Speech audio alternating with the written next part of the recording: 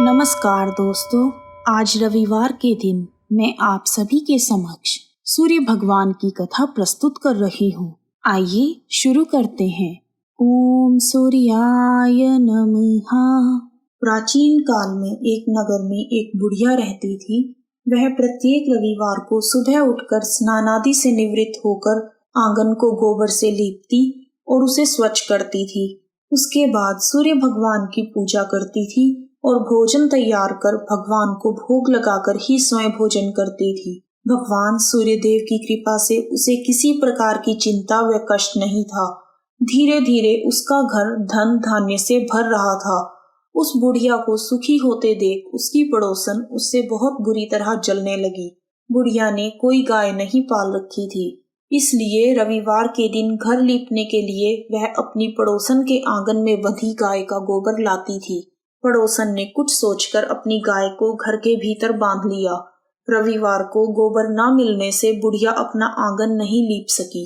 आंगन न लीप पाने के कारण बुढ़िया ने सूर्य भगवान को भोग नहीं लगाया और उस दिन स्वयं भी भोजन नहीं किया। सूर्यास्त होने पर बुढ़िया भूखी प्यासी ही सो गई। इस प्रकार उसने निराहार व्रत किया। रात्रि में सूर्य भगवान ने उसे स्वप्न में दर्शन दिए और व्रत न करने तथा उन्हें भोग न लगाने का कारण पूछा। बुढ़िया ने बहुत ही करुण स्वर में पड़ोसन के द्वारा घर के अंदर गाय बांधने और गोबर न मिल पाने की बात कही। सूर्य भगवान ने अपने भक्त की परेशानी का कारण जानकर उसके सब दुख दूर करते हुए कहा, हे माता, हम तुमको एक ऐसी गाय देते हैं जो सभी इच्छाएं पूर्ण करती है। क्योंकि तुम हमेशा रविवार को पूरा घर गाय के गोबर से लीपकर भोजन बनाकर मेरा भोग लगाकर ही स्वयं भोजन करती हो, इससे मैं बहुत प्रसन्न हूँ। मेरा व्रत करने व कथा सुनने से निर्धन को धन और स्त्रियों को पुत्र की प्राप्ति होती है। स्वप्न में उस बुढ़िया को ऐसा वरदान देकर सूर्य भगवान अंतर्ध्यान हो गए। प्रातःकाल सूर्योदय से पूर्व उस बुढ़िया की आंख खुली तो वह अपने घर के आंगन में सुंदर गाय और बछड़े को देखकर हैरान हो गई। गाय को आंगन में बंधा देखकर उसने जल्दी से उसे चारा खिलाया।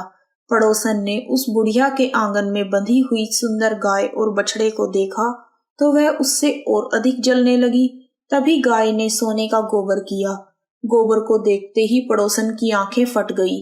पड़ोसन ने उस बुढ़िया को आसपास न पाकर तुरंत उस गोबर को उठाया और अपने घर ले गई तथा अपनी गाय का गोबर वहां रखाई। सोने के गोबर से पड़ोसन कुछ दिनों में ही धनवान हो गई। गाय प्रतिदिन सूर्योदय से पूर्व सोने का गोबर किया करती थी और बुढ़िया के उठने से पहले पड़ोसन उस गोबर को उठाकर ले जाती थी। बहुत दिनों तक बुढ़िया को सोने के गोबर के बारे में कुछ नहीं पता चला। बुढ़िया पहले की तरह हर रविवार को भगवान सूर्यदेव का व्रत कर रही थी और कथा सुन रही थी। लेकिन सूर्य भगवान को जब पड़ोसन की चालाकी का पता चला तो उन्होंने तेज आंधी चलाई। आंधी का प्रकोप देखकर बुढ़िया ने गाय को घर के भीतर बांध दिया। सुबह उठकर बुढ़िया ने सोने का गोबर देखा तो उसे बहुत आश्चर्य हुआ। उस दिन के बाद बुढ़िया गाय को घर के भीतर ही बांधने लगी। सोने के गोबर से बुढ़िया का घर कुछ ही दिनों में धनवान हो गया। उस बुढ़िया के धनी होने से पड़ोसन बुरी तरह जल भुनकर राख हो गई। जब उसे सोने का गोबर पाने का कोई रास्ता नहीं सूझा तो वह राजा के दरबार में पहुंची और उसने राजा को सारी बात बताई। राजा को जब बुढ़िया के पास सोने के गोबर देने वाली गाय के बारे में पता चला तो उसने अपने सैनिक भेजकर बुढ़िया की गाय लाने का आदेश दिया। सैनिक उस बुढ़िया के घर पहुंचे। उस समय बुढ़िया सूर्य भगवान को भोग लगाकर स्वयं भोजन ग्रहण करने वाली थी। राजा के सैनिकों ने गाय को खोला और अपने साथ महल की ओर ले चले। बुढ़िया ने सैनिकों से गाय को न ले जाने की प्रार्थना की। वह बहुत रोई चिल्लाई, लेकिन राजा के सैनिक नहीं माने। गाय के चले जाने से बुढ़िया को बहुत दुख हुआ। उस दिन उसने कुछ नहीं खाया और सारी रात सूर्य भगवान से गाय को पुनः प्राप्त करने हेतु प्रार्थना करने लगी। दूसरी ओर राजा गाय को देखकर बहुत खुश हुआ। अगले दिन सुबह वह जैसे ही उठा सारा महल गोबर से भर गया और वह घबरा गया। उसी रात भगवान सूर्यदेव उसके सपने में आए और बोले, हे राजन, यह गाय वृद्धा को लौटाने में ही तुम्हारा भला है। रविवार के व्रत से प्रसन्न होकर मैंने उसे यह गाय दी है। सुबह होते ही राजा ने वृद्धा को महल में बुलाकर बहुत सारा धन सम्मान दिया, उसकी गाय लौटा दी और क्षमा मांगी। उसके बाद राजा ने पड़ोसन को दंड दिया। इतना करने के बाद राजा के महल से गंदगी दूर हो गई।